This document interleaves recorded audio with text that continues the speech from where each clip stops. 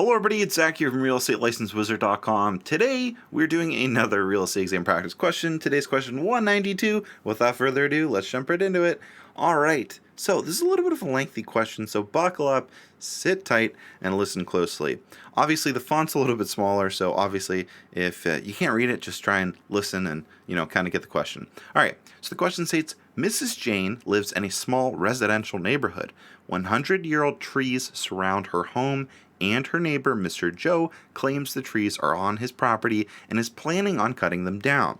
Mrs. Jane tries to reason with Mr. Joe, but he refuses to listen. Mrs. Jane files a lawsuit that includes a court order for Mr. Joe to stop his actions until they can work something out. What type of court order is this? And it gives us four options. A temporary protective order. B, an authorized dispute order, C, an injunction, or D, an easement. So like always, I'm going to give you an opportunity to reread or re-listen and come up with your answer for this one. So go ahead and do that right now.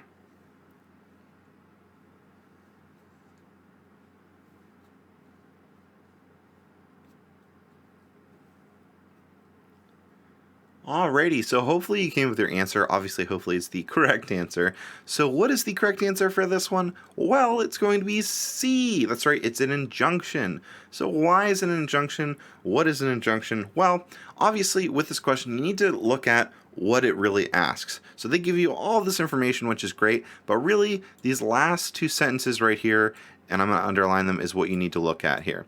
So she's filing a lawsuit. Mrs. Jane is filing a lawsuit that includes a court order for Mr. Joe to stop his actions until they can work something out.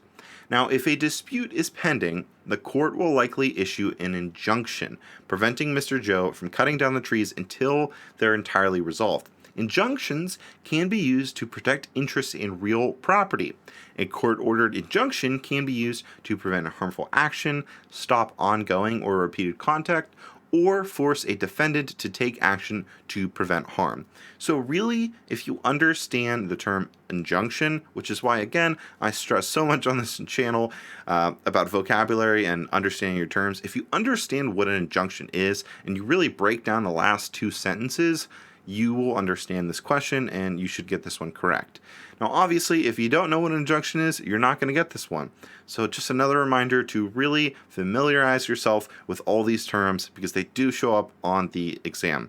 And that's going to be it for this question. Hopefully you guys enjoyed. Make sure to subscribe and turn notifications so you can pass the exam no problem. This is Zach from realestatelicensewizard.com. As always, make today magical.